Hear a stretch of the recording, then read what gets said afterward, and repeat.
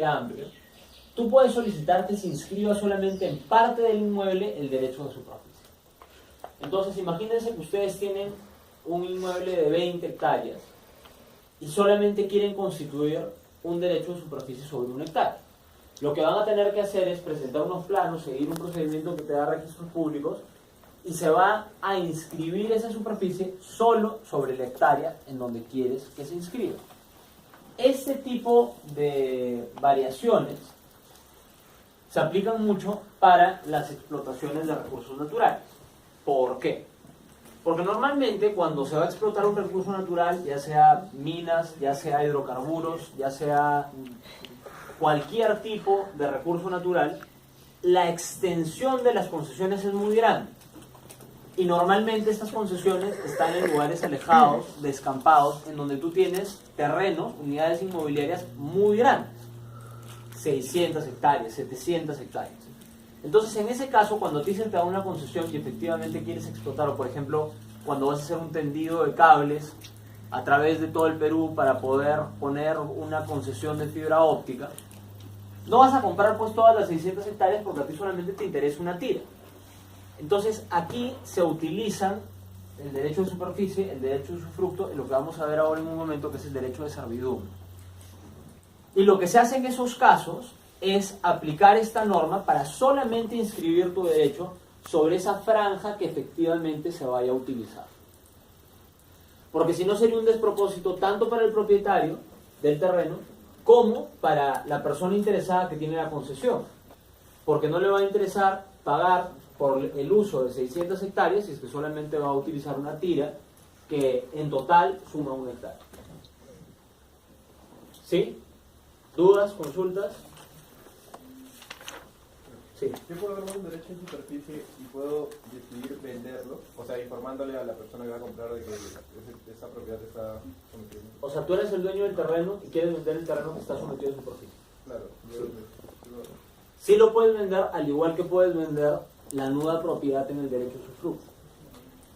Es decir, en ambos casos, lo que va a suceder es que tú vas a transferir la propiedad del bien, pero esa propiedad del bien va a tener una carga. ¿Cuál va a ser esa carga? El derecho de superficie. ¿Cuál es el problema?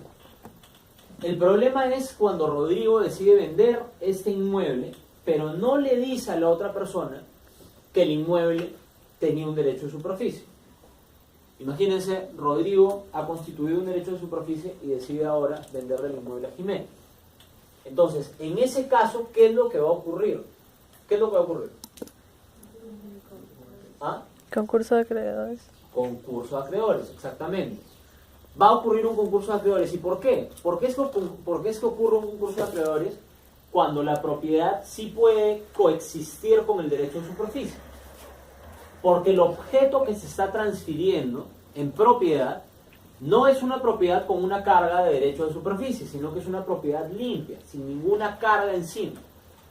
Entonces, ¿esto qué quiere decir? Que en este caso particular, la propiedad que vende Rodrigo es incompatible con una propiedad con un derecho de superficie porque justamente no compró una propiedad con derecho de superficie, sino que compró una propiedad limpia, plena. Entonces, en ese caso, se va a generar un concurso de acreedores y se va a resolver de acuerdo a lo que dice el artículo 1135. ¿Sí? Muy bien. Ninguna duda adicional. Muy bien, entonces pasamos a servidumbre. ¿Ok? Entonces, en el caso de la servidumbre, lo que tenemos es una carga, sin embargo aquí se habla de una carga objetiva porque de hecho más importantes son los inmuebles a lo que vamos a tener en los otros supuestos en donde más importantes son las personas.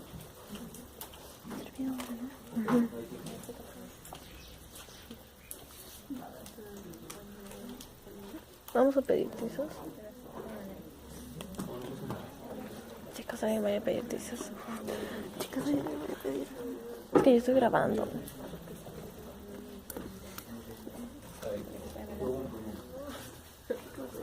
Ya bueno, a ver, trataremos de hacer esto lo más rápido posible.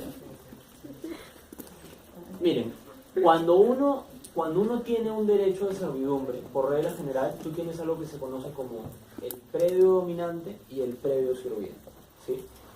El predio dominante es quien tiene algún derecho sobre el predio sirviente, y el predio sirviente es quien tiene que soportar ese derecho. Las servidumbres pueden existir de distinto tipo. Pueden existir servidumbres de paso, pueden existir servidumbres de explotación, pueden existir Predio dominante, servidumbres de predio agua. sirviente. Pero en todos estos escenarios vas a tener un predio o un inmueble dominante y un predio o un inmueble sirviente. Ejemplo. Imagínense que tienes dos terrenos uno al lado del otro y tienes un río. Entonces, un terreno sí tiene acceso al río, pero el otro terreno no tiene acceso al río.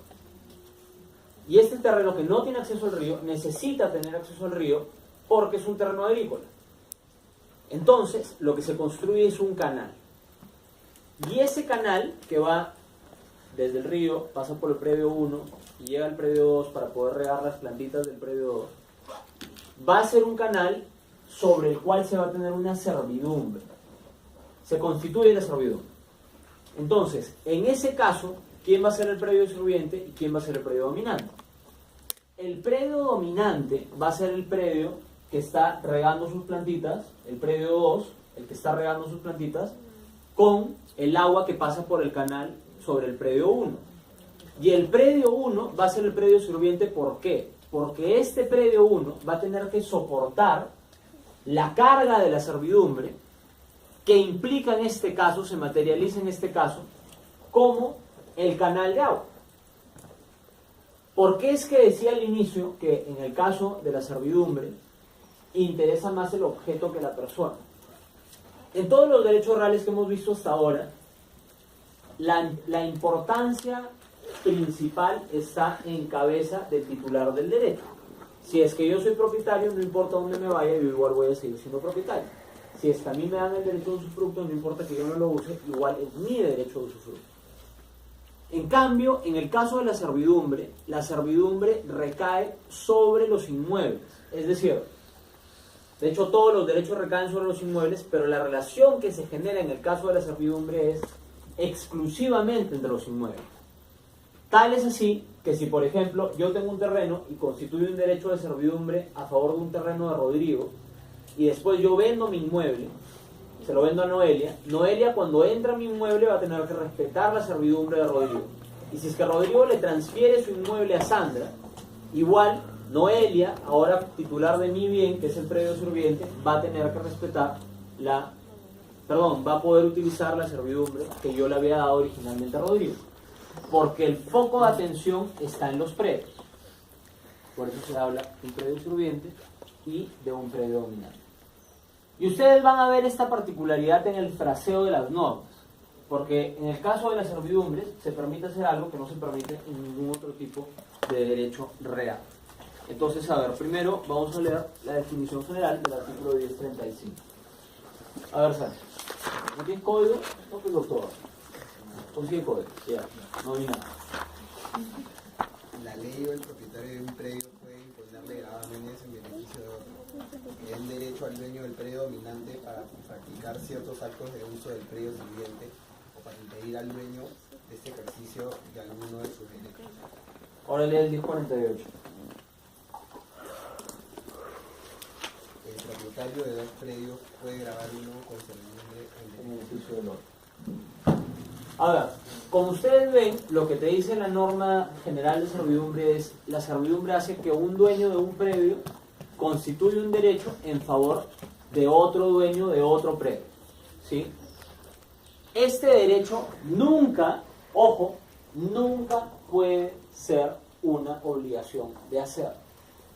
¿Se acuerdan que cuando hemos visto superficialmente las obligaciones decíamos que podía ser una obligación de hacer, de dar o de no hacer? Los derechos de servidumbre siempre son sobre obligaciones de no hacer. No son obligaciones de dar, no son obligaciones de hacer. Porque justamente la esencia del derecho de servidumbre es que el titular del predio sirviente tiene que tolerar una actividad. No es que tenga que realizar una actividad o que ejecutar una actividad o que entregar algo. Simplemente tiene que tolerar esta actividad. Entonces, como tiene que tolerarla, la obligación típica es la de no hacer. Tienes una servidumbre de paso, tengo que dejar que la persona pase. Tienes una servidumbre de agua, tengo que dejar que el agua pase. Pero yo no tengo